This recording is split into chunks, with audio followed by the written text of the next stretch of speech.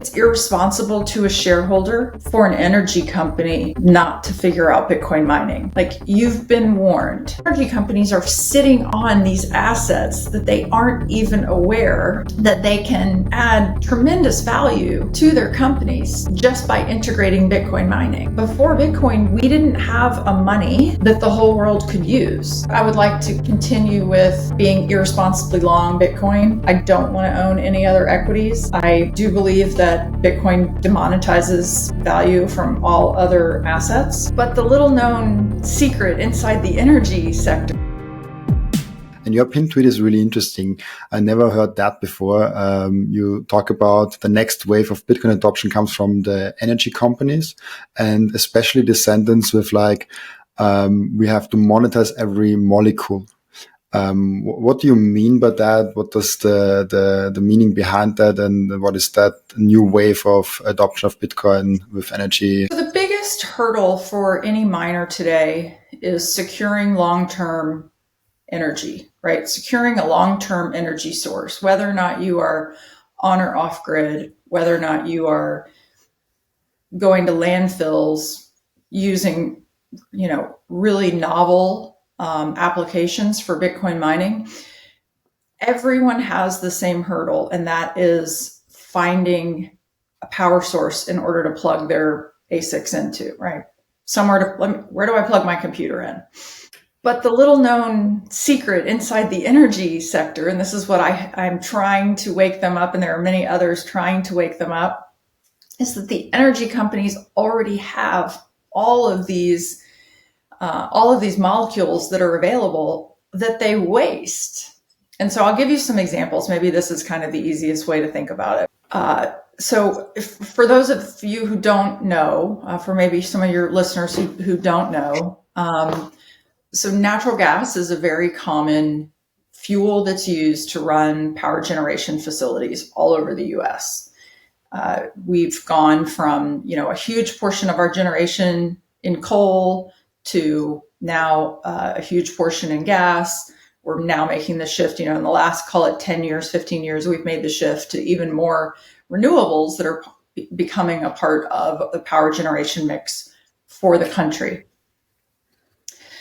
But if we look at natural gas specifically, natural gas travels across the United States through pipelines, and it's very much like a spider web. There are a lot of there are big pipelines that can move a lot of gas. There are smaller pipelines. There's interconnects. There's places where there are many pipelines.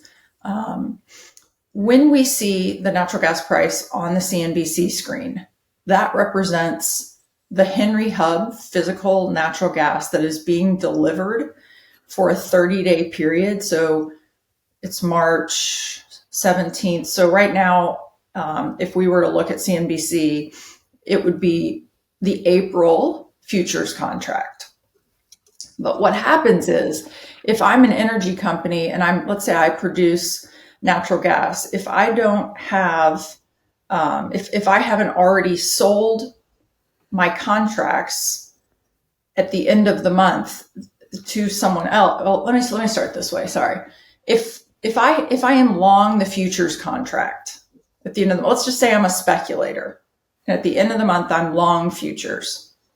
What happens is those futures actually turn into molecules. So instead of it being a financial product, you now have physical natural gas that you have to figure out where to put. And so for listeners, this is what happened in April of 2020 when crude oil traded negative $35. A lot of people were saying, oh my God, I can't believe it traded negative $35. Why would crude oil ever be negative? And the reason is because storage was full. If you can remember, like, we were shutting down airlines, the demand was drastically decreased, like at a hugely rapid rate, right? There was no real preparation for the fact that the demand was just going to disappear. And so somebody was long contracts at expiration. So at the end of the month prior, there was a speculative book, right, who was long, and they had to take delivery And then that person who's literally holding, like, let's say there's crude oil in my cup, like, here's the crude oil. You have to go put this somewhere. You've got to go look for a storage facility or someone that can buy it. And that someone might be somebody who has pipeline capacity, who can kind of fudge the numbers, or it's us, there are obvious places where you can store it. But all that to say, gas trades physically and it trades financially. On the physical side, it's very real. You optimize molecules all over the US in order to, in order to make money. So if you are an energy company, you might have, let's say that you're I worked for PG&E Energy Company. I'll use an example. I worked for PG&E Energy Trading. We were a speculative trading desk, and we had, I think, 3 TCF, 3 trillion cubic feet of natural gas salt dome storage that was located in the Gulf Coast. We had pipeline capacity that we had contracted for. And then we had 4,500 megawatts of power generation. And so it wasn't, trading natural gas isn't like, is the price going higher or lower? It's much more about gathering information in the market and then forming a thesis and utilizing your assets.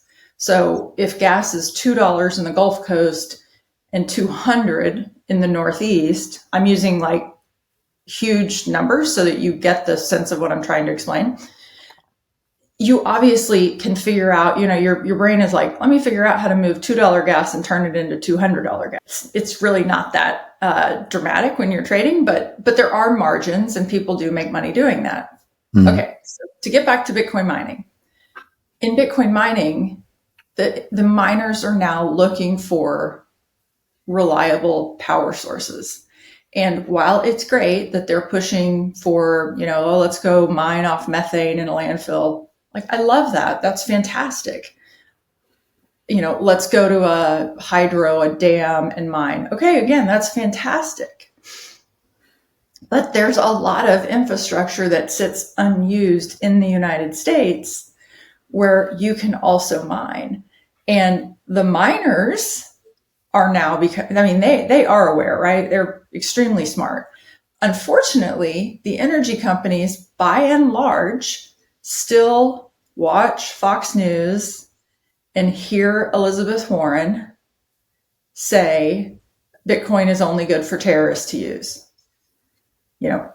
Bitcoin is bad. Bitcoin is whatever, right? Those narratives are so hard to negate. And so I live in Texas. Most people know this. I live in Houston. My friends are the folks that are in these energy companies, right? Our kids went to preschool together 20 years ago. They live in my neighborhood. I see them at the restaurants I eat at in my neighborhood, right? That's still their impression that Bitcoin is used by North Korea for arms trading. So I spend a lot of time saying, guys, let's set all of those narratives aside. You can think that it's used by terrorists. You can think that the North Koreans use it. Think whatever you want about Bitcoin. And I'm not asking you to hold Bitcoin on your balance sheet. But if you are a power producer and you don't have a matched, if there's not enough demand for all of your power that you're making every day of the year, then there's supply-demand mismatch. And what happens is the power generators often pay to have power taken from them so that they don't have to shut down a huge power plant, right? It's just let's just keep it running. We'll pay to have this taken away temporarily. So that's the same thing that's happening out in people in Bitcoin mining speak a lot about the flared gas. Great use case, captures a lot of headlines, but there's also a lot of disadvantaged gas. So there's gas that needs to go into a pipeline, but depending on the weather, depending on the storage that's available, right? Depending on a lot of outside factors, that gas at times, like this week, gas out in West Texas has traded negative. So again, what you're saying is you have a gas producer who's gone into the capital markets, right? Who's coordinated capital. Maybe they've borrowed money, they've issued shares, they've structured debt deal, whatever it is that they've done, right? They've coordinated capital in the free market. And now they have to pay someone to take the product they produced. That makes no sense. So when I went to the coffee shop today, 0% of the time did they pay a customer to take coffee. Yet in the energy world, it's very common. And so it's my overall thesis, just to wrap this up, it's my overall thesis that the Bitcoin miners are the next wave of adopters, simply because it makes sense for their business models.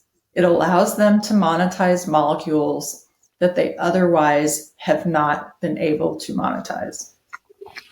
So just to summarize, just to make sure I've understood that right, they are the energy sources, the energy producers. They have basically stranded energy, more energy they can use, and they're leaving the money on the table to monetize on that energy because they have misconceptions about Bitcoin. Honestly, they just don't know yet. I don't think that it's a misconception on their part. I had dinner last night with a good friend, a longtime Texan, Houstonian, hugely involved in the midstream part of the gas business. And we had this exact conversation. He's not a Bitcoiner. He doesn't understand. And he said, well, I just don't get it. Like, why can't they hear this? Like, why aren't they all over this? There must be a reason why they're all over it. I don't think there's any reason whatsoever, particularly that they're not all over it, but they're really good at what they do. And, as Bitcoin miners, we want natural gas. What most of these huge producers produce, what their main focus is crude oil, right? And in some of these places, gas and oil come up together. It's crude oil is their number one focus. And so if they can still coordinate capital, drill a hole in the ground, get crude oil and get it to market, that's where they're going to focus, right? The Bitcoin mining, what it does is it allows you to monetize these molecules, whether or not it's at the power generation side or, in the field, at the producer level. For gas, it allows them to fine tune their operation, right? It's not the bulk of their operation. It's like the fine tune. Maybe to have some comparison or some imagination how much this can be, how much of that energy produced that could be used for Bitcoin mining, and also the potential for Bitcoin miners to monetize, for the energy producers to monetize on that. How big are we talking? Is this something that is hugely more than we are now mining? Would that get the mining up to 10%, 50%? Do you have some kind of imagination how big or how impactful this could be for the energy producers and Bitcoin mining? Yeah, I would say when Bitcoin is $1 million, this becomes a lot bigger deal, right? Bitcoin has been this volatile sort of stepchild of the financial industry. We're not quite sure if we're going to let it live here. We might kill it. if you listen to CNBC, right, it's dying tomorrow. The regulators are going to kill it tomorrow.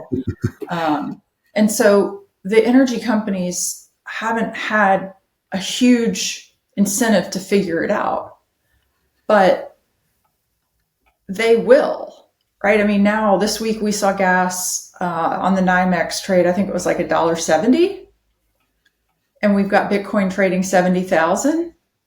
Like, it's going to begin to ring some bells here because natural gas prices are declining. And in fact, my friend I was with last night said, "Oh, natural gas has hit the floor."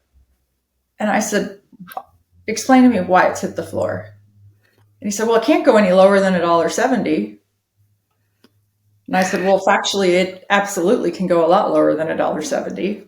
I mean, I traded natural gas and it went to like 10 cents once.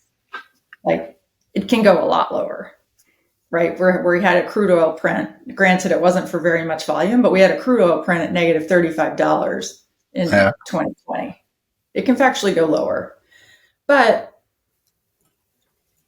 okay,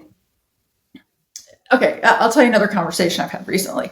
Had a conversation with an offshore producer out in the Gulf of Mexico.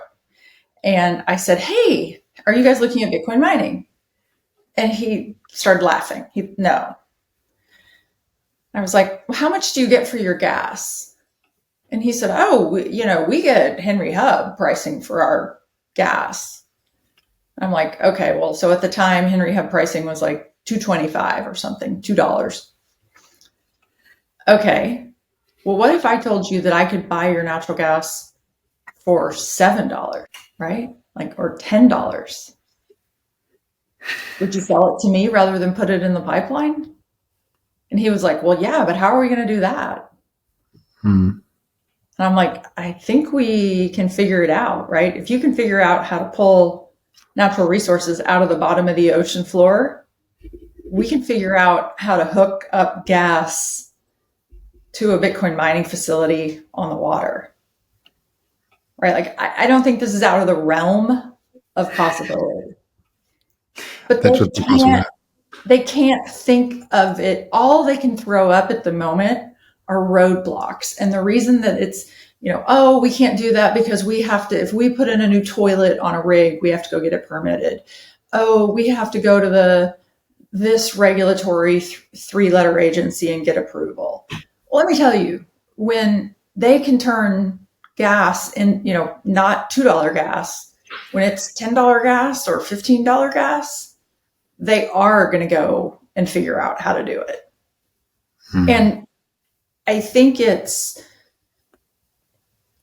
let's just give them a pass up until today. I think it's irresponsible to a shareholder for an energy company not to figure out Bitcoin mining. Like, you've been warned. The information is out there. I mean, I talk about it constantly. I've been on a number of podcasts beating the drum. There are a lot of other people who beat the same drum. Like, if you haven't heard the message, there's got to be one person within an energy company that has figured this out. But this is kind of it seems to me that it's like the orange pilling process with everyone. I also see it with friends and family members. I see it with so many people, even big people that got orange pilled, and they usually have a lot of misconceptions, or they did not figure it out, and then they get more. Then they see the price run up, they see the price crashing, so the interest comes in, and then they have I call it FAT. They have misconceptions. They have something in their brain like, "Oh, Bitcoin, but what if government shuts it down, or this and that?" So they have those questions in their mind, but as they educate them more and more themselves, they get Bitcoin more and more. So after a while, they get more and more into Bitcoin, and it seems like it's kind of a similar story with those energy companies that need this education line. But honestly, as you said, the information is out there. The education is out there. There are a lot of people talking about this, and they could do it.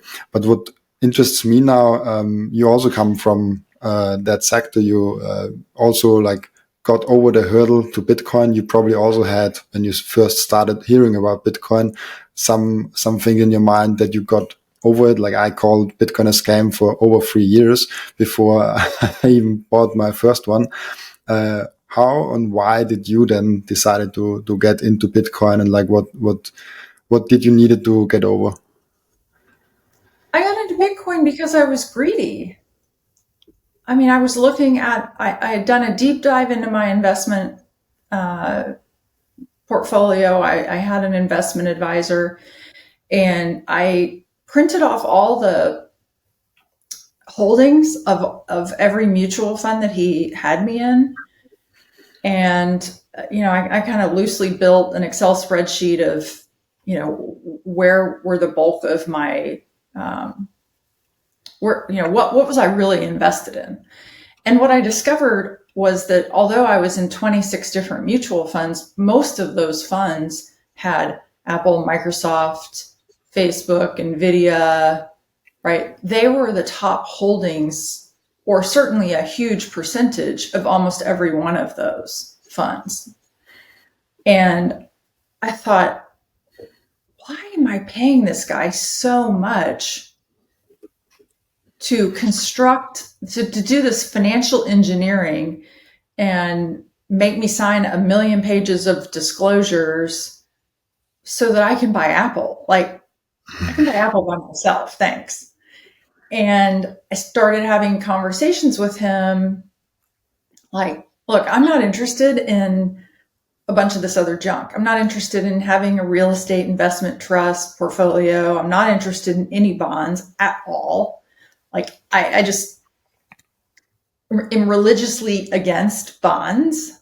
I think that is hijacksery. I mean, I made that word up, but like that I had somebody last night, the same person last night said to me, I said, do you have, he's a wealth manager. Do you have, clients in bond funds? And he said, oh, I do. He said, yeah. And, one of my favorite bond funds, the 2 fund managers recently left, and they went blah, blah, blah, and they started their own fund. And I said, well, is it a bond fund? And he said, oh yeah, it's a high yield municipal bond fund. It's a great, investment for many of my clients. And I said, well, what makes it great? And he said, well, I mean, like it yields like 11%. And I said, well, okay. But I mean, inflation is 11%. So it really yields 0. Well, inflation's really not 11%. I said, okay, well, what do you think it is? 5%? I mean, we were having dinner and you just ordered a $90 piece of fish. Like, what, you tell me, what's inflation? And he said, well, my clients aren't really impacted by inflation.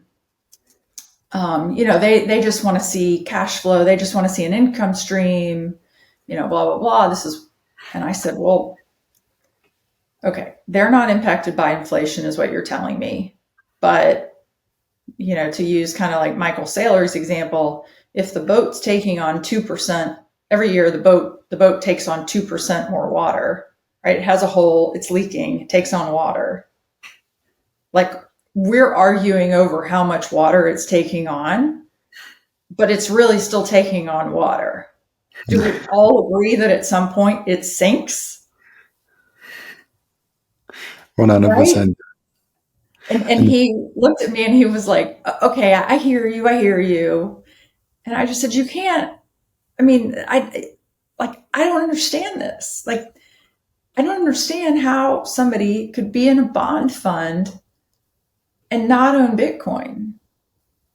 And actually, and if you don't mind, I'll like go on this other tangent of what I learned, and I'm going to get this data and I'll probably end up tweeting about it. But, and then we got off on this tangent of how he's done a bunch of research, and there is a bunch of research that's published about university endowments and their holdings and what the percentage is that they hold of private equity or alternative investments.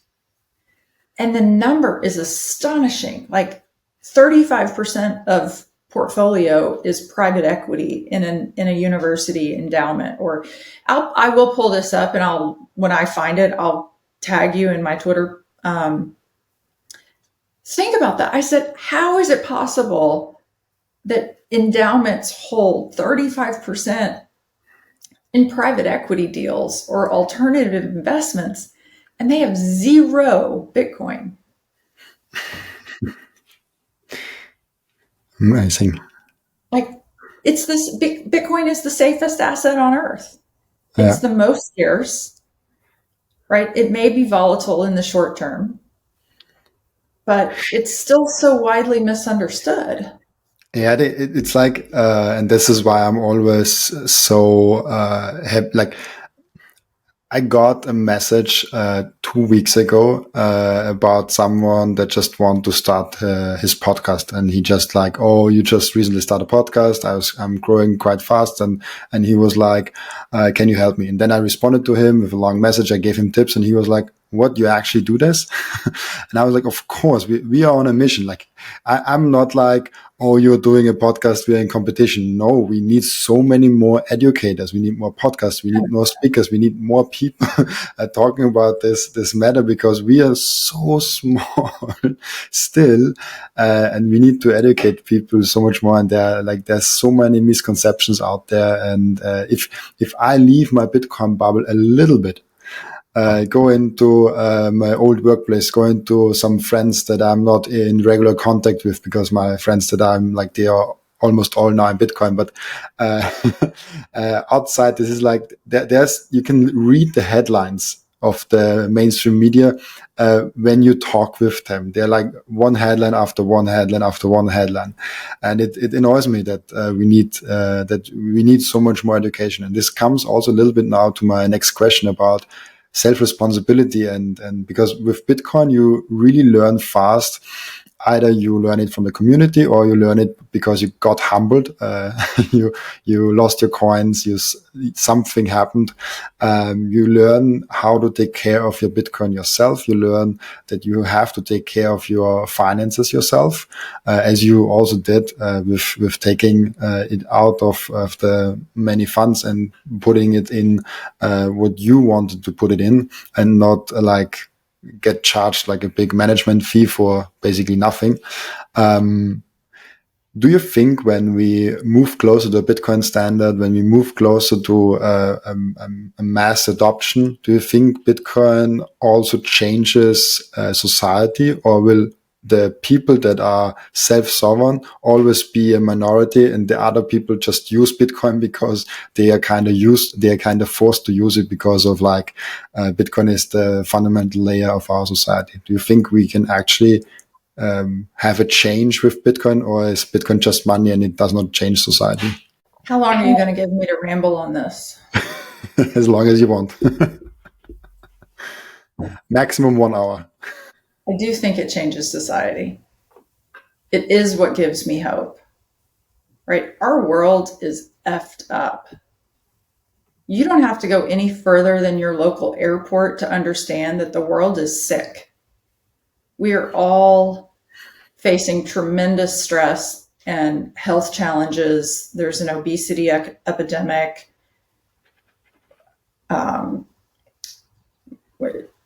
I saw a statistic that the average person is on 7 prescription medications. 7.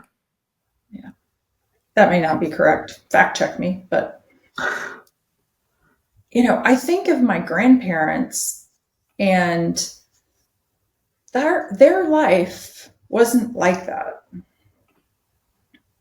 Their lives weren't like this. They were happy. They had community. They took vacations every year. I mean, like vacations, like to Egypt or to Turkey, or, you can't even do that today, right? It's just, I mean, you can't, I guess you can go to Egypt, you can go to Turkey, but the world is not as safe as it once was. And that wasn't very long ago. 50 years ago, my grandparents were in Turkey, less than that. Okay, I'm going to launch into this just for a second. I'll try and keep this super brief, but if we think about how, if we think of what we're trying to, how to best build a society, how to, and whether or not we do that on an individual level or on a city or state or country or continent level, we have to have an understanding and an agreement of one thing. And that is, what is the base layer tool for communication? And so if I live in the United States and I make sweaters and I want to sell my sweaters, and I want to ship them and make them available in all parts of the world, there has to be an agreement on what's on the other side of the transaction of the sweater. And it's money, right? Money is on the other side of the transaction. Well, in fact, money is on the other side of every transaction.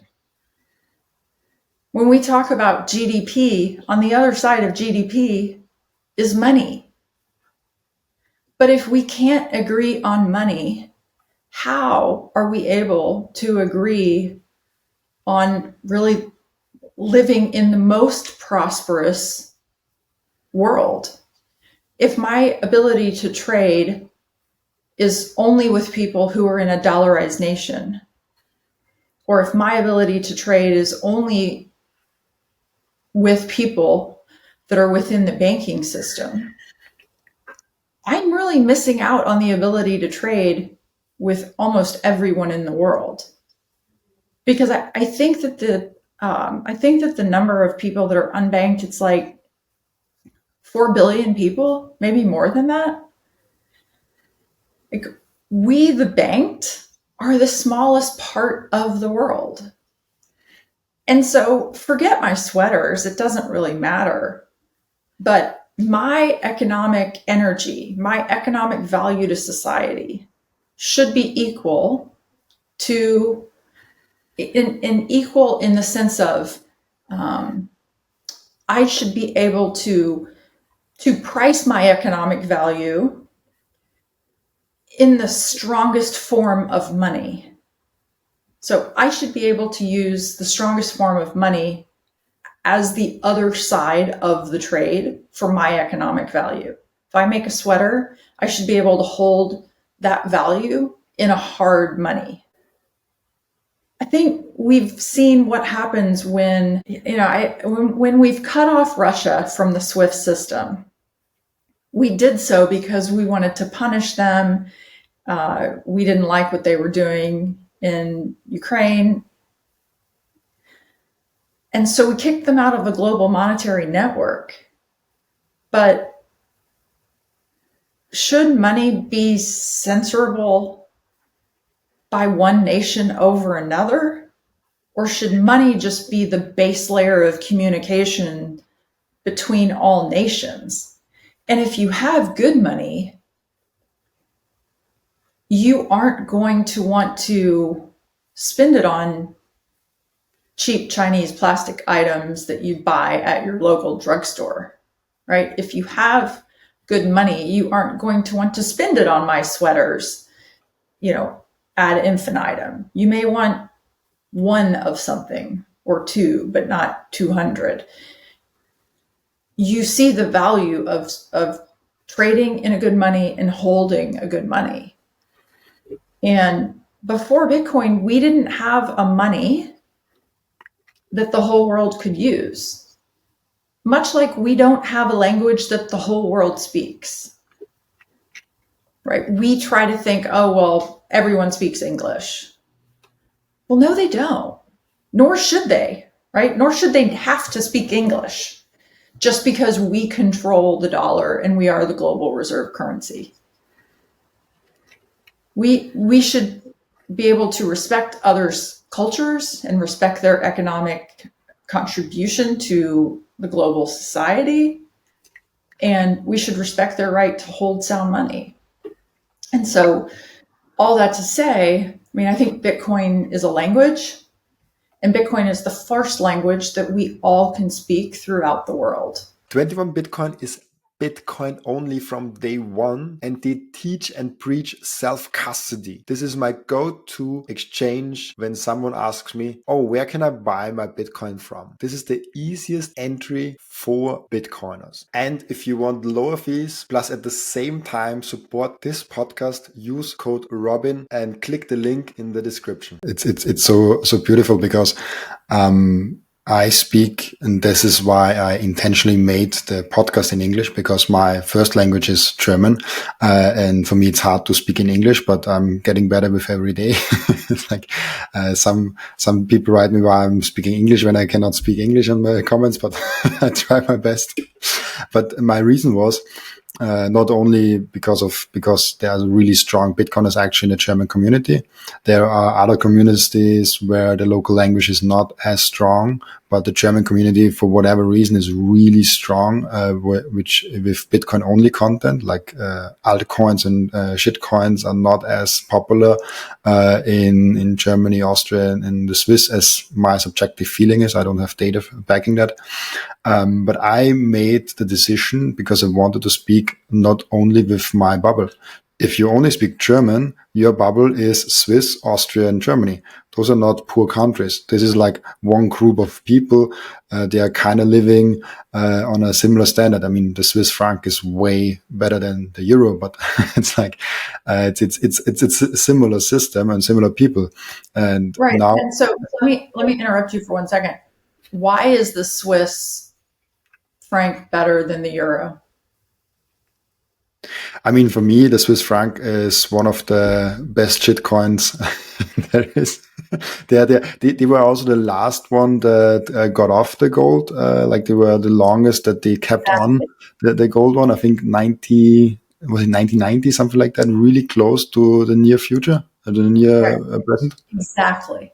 And every time in Switzerland, I spend a lot of time in Switzerland. I have some family offices that I visit and some friends over there.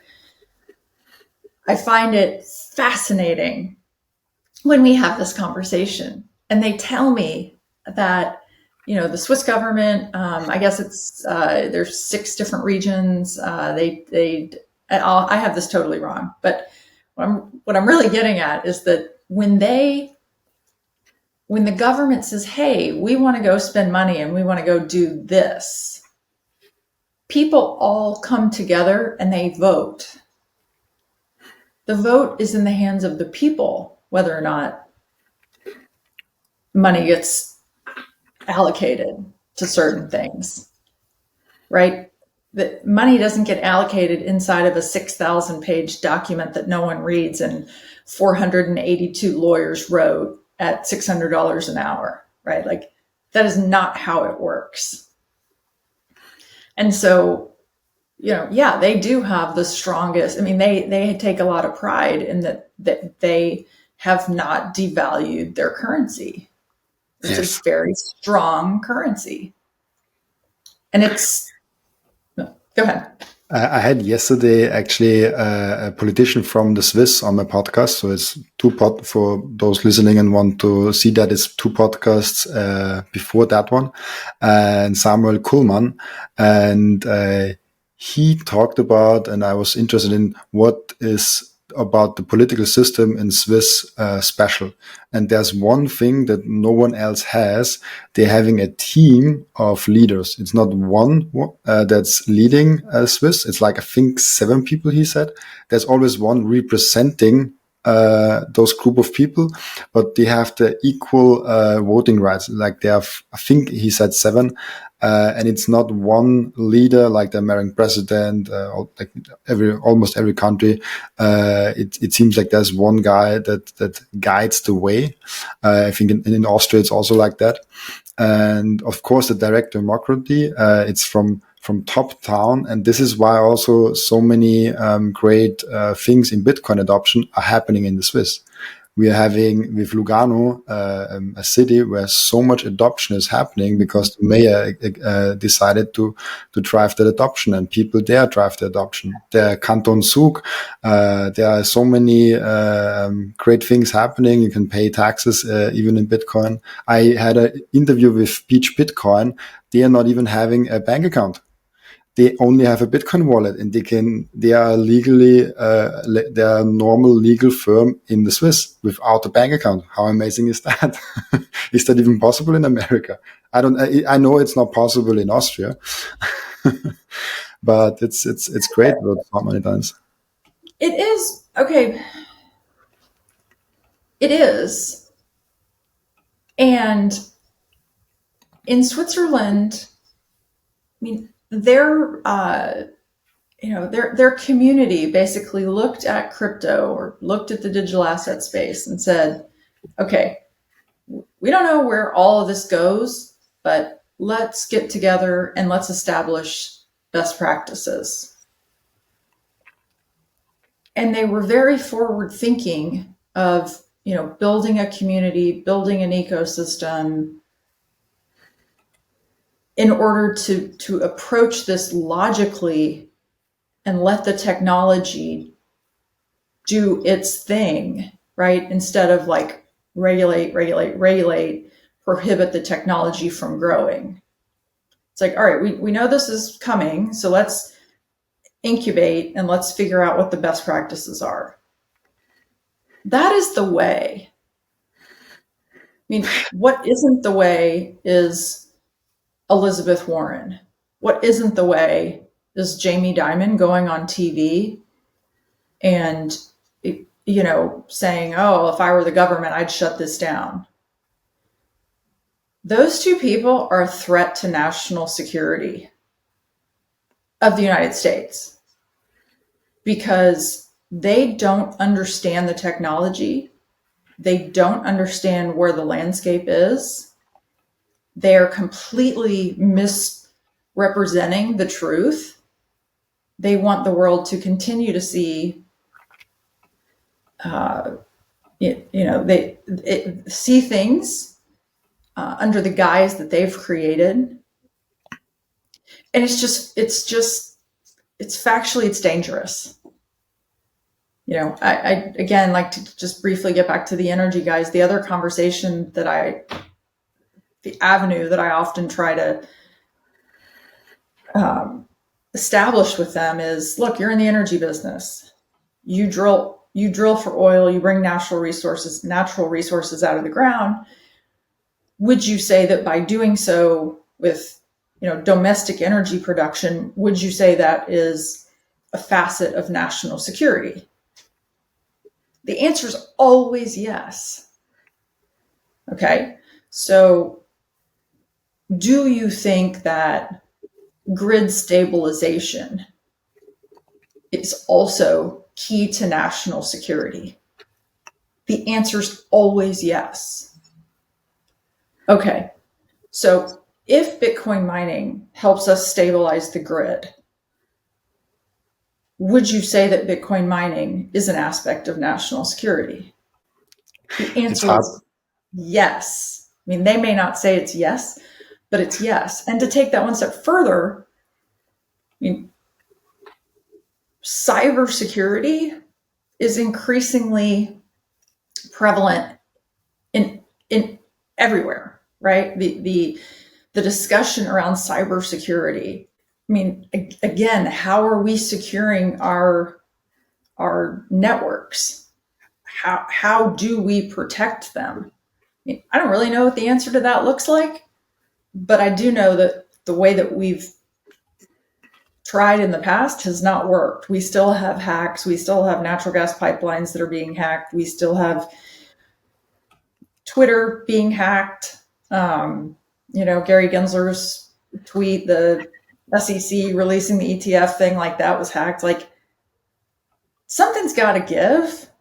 And it seems like if you have a hardened computer network that is secured by enormous amounts of computational power and is expensive to secure, like, that has to be part of it, right?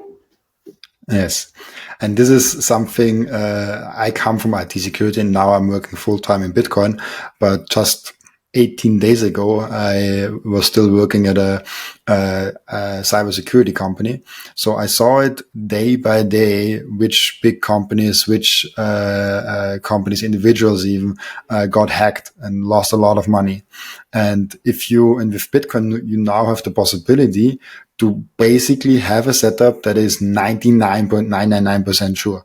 Bitcoin is 100% secure, but your own setup, because you have to keep your keys yourself, you can make it even almost impossible to hack. No system is 100% secure, but you can almost make it so secure with multi-signatures, with different locations, with so many things going on that is almost impossible to hack a bank account.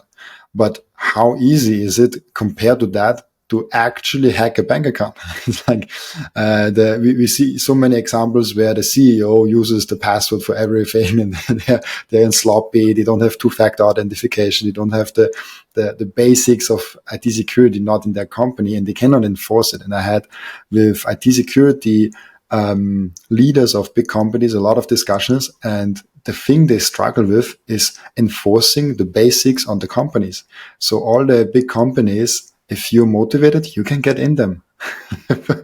Like, it's sometimes not even hard.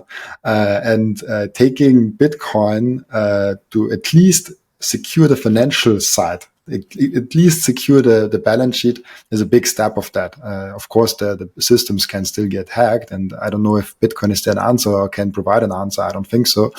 But at least the financial side could be secured with Bitcoin. So I see a lot of potential there. For the next question, I have a little bit of a questions in Bitcoin mining. I don't know if you have made yourself thoughts about that. It just came up in my mind.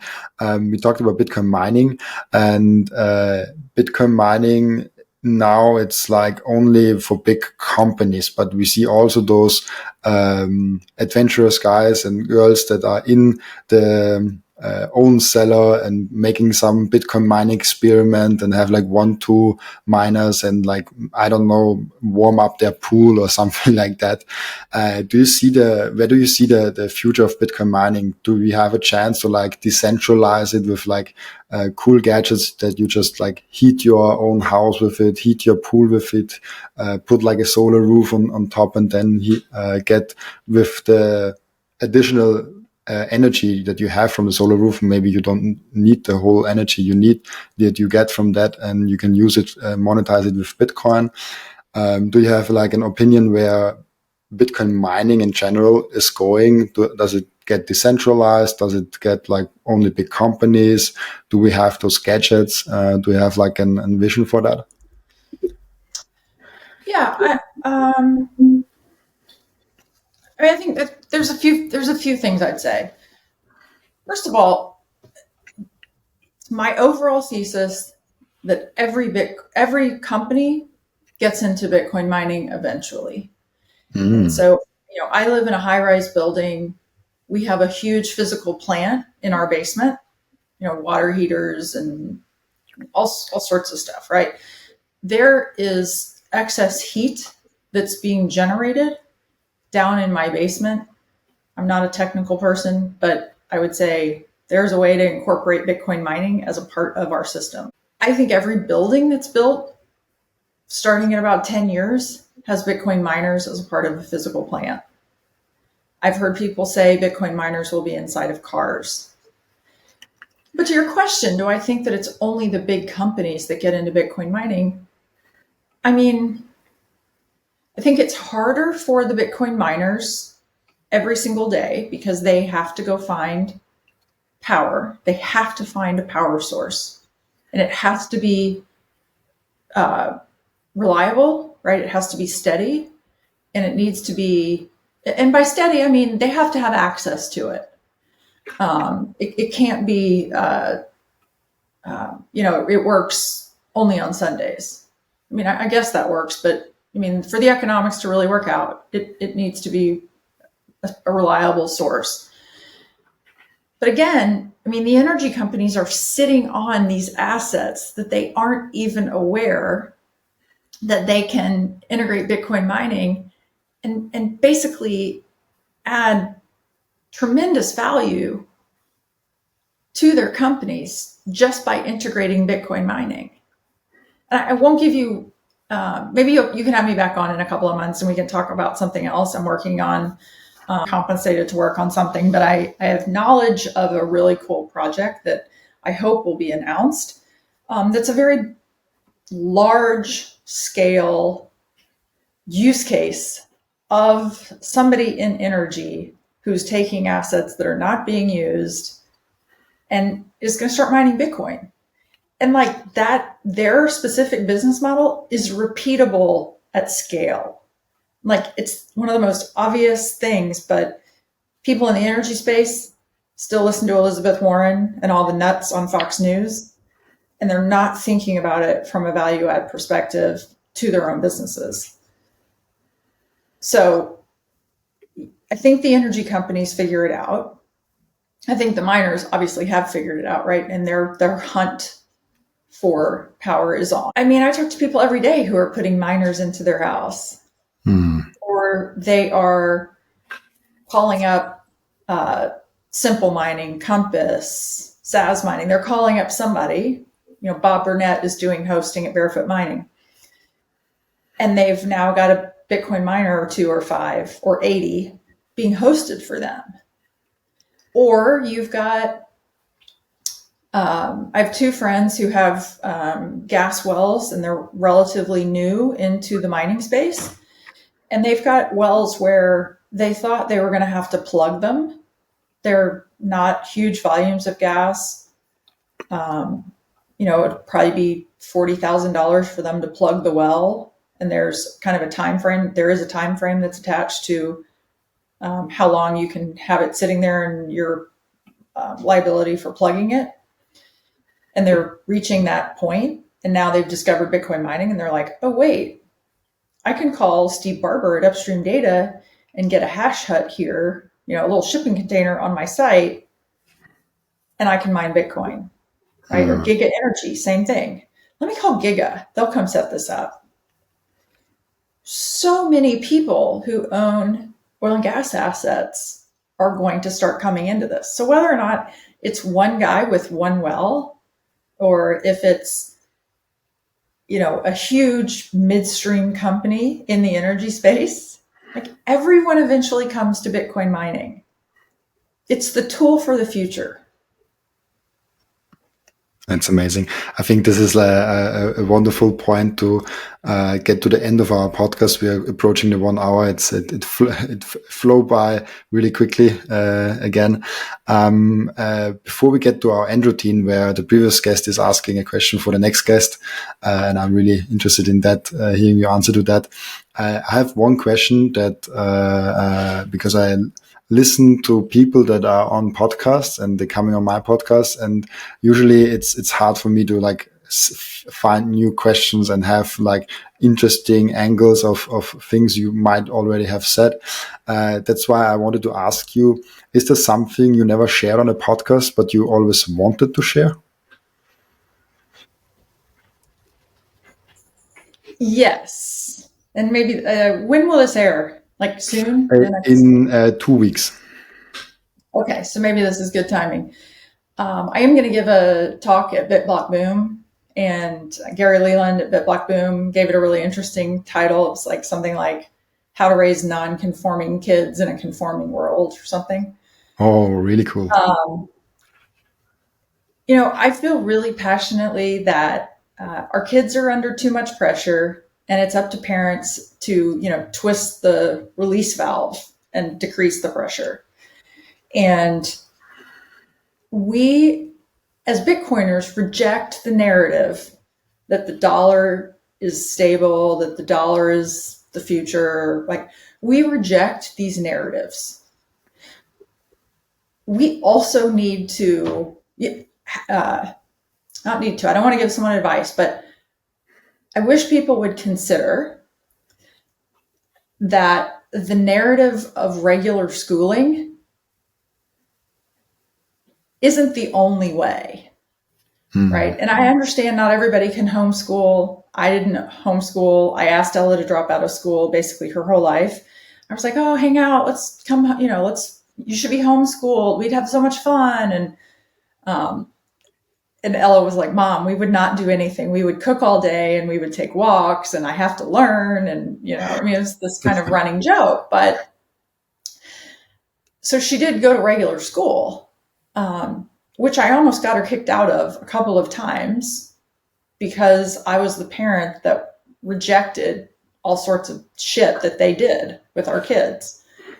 And, she went to an all-girls Catholic school, and the nuns were, this is the way you do things. Your hair bow has to be dark green. It can't be lime green. I was like, like the amount of stress that we put on our kids for things that do not matter must stop.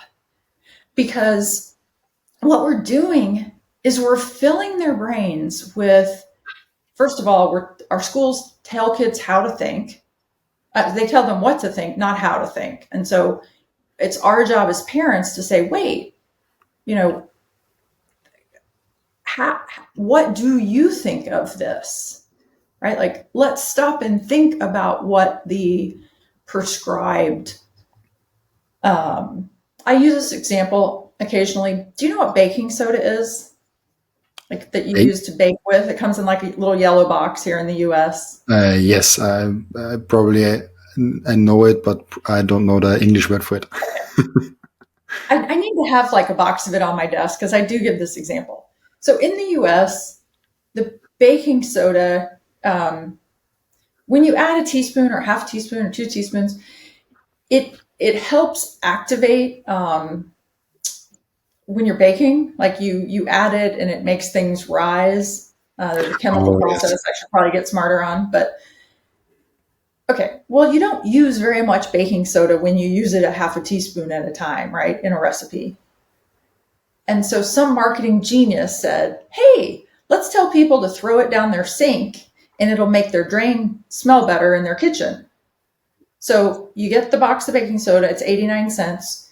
You go to the store, you buy the 89-cent box, you rip the whole top off, you dump it down your drain, you add a little bit of water and you let it sit there, and then it reduces the odors. Okay, that was the marketing. Like, that is now taken as gospel, that works. It's like, guys, that was a marketing deal, right? Like, some marketing guy realized they weren't selling enough and created a use case and now told us all that this is why we have to have it in it makes our refrigerator smell better, it makes our drain smell better. Like, this was marketing. So I would say, like, with our kids, let's think about what we're actually asking them to believe. Is it even true? And so, like I said, and I'm going to talk about this at BitBox Boom, I got Ella kicked out a couple of times. They never actually kicked her out, but they really wanted to. Her dad always smoothed things over. But I rejected the food at the school. I didn't want her to have to eat the school food. It was shit. I did a ton of study on what it was. She never felt well when she'd come home from school. It took me like 6 months of arguing with them and like meeting with every person, meeting with the head of the cafeteria, Marcella, who was actually wonderful, meeting with Sister Dunn, who was the head nun. Like, And finally they said, well, okay, fine, you don't have to feed her our food, but you still have to pay for the food, but you can send her lunch. I was like, okay. Like I was like the parent that kept saying, wait, I reject the fact that you're making her, whatever it is, this crap that we Wait, waste time on. they forced feed her, like like if they're like, it's not even that you wanted to change cafeteria menu. It's like they could not even say like, oh, I just eat my own stuff. This was not allowed in the school. It was not allowed to bring your own lunch until like ever. And the school's been around for 52 years. You could not bring your own lunch Wow. until I went through this entire thing. And then Ella would show up with her lunch kit and sit down at the lunch table, and the other kids would be like, "Why are you bringing your own lunch? What Mm. happened?" Like she had some illness. And it's like, guys, the food is garbage. Literally garbage. They spend less than $1 a day to feed our kids, and it is shit. Mm. And guess what happened? Then a whole bunch of people started bringing their own lunch. Like, so I would say we all need to think about the kids that we're trying to. Bitcoin is hope. Bitcoin is the tool we need for the future. But we've got to empower our kids to think differently. And that starts in second grade, right? Or kindergarten. When they go to school, starts right there. This whole, I mean, I could go on an entire tangent, but like the whole, oh, your kid has to be in the STEM program, science, technology, whatever. That is such a bullshit narrative. Like those classes aren't great. I mean, you've put a fancy label on them.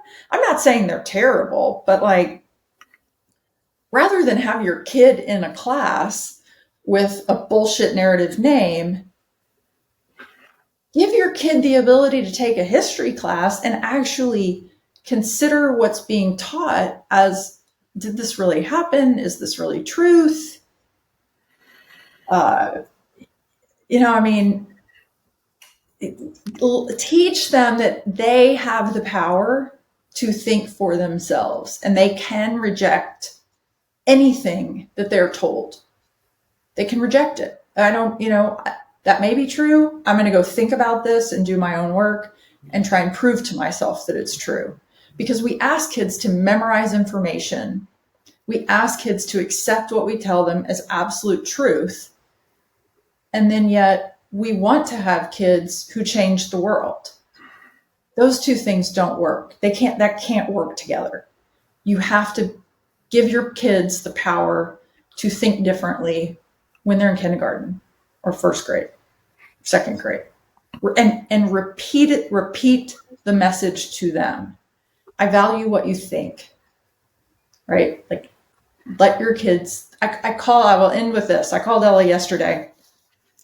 I had been traveling. I got off an airplane. My dad's in the hospital. I went to see my dad.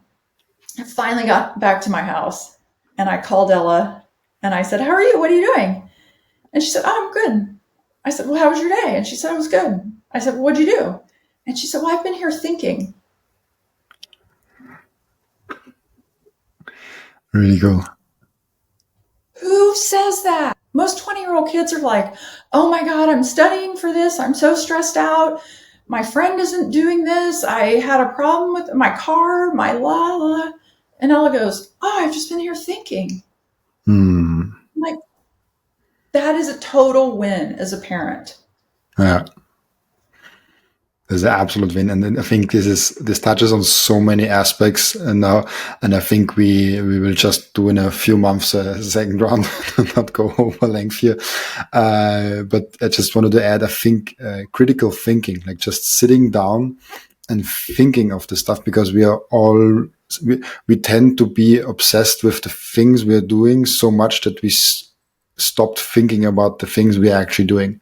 If this sentence made sense, but it's like we're doing it, but we're not stopping somewhere like, what are we actually doing?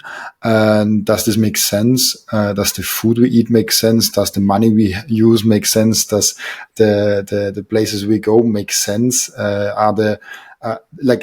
And this is a thing which is amazing to see in the Bitcoin community, because we're now so early that everyone that is in this Bitcoin community had to critical think about money.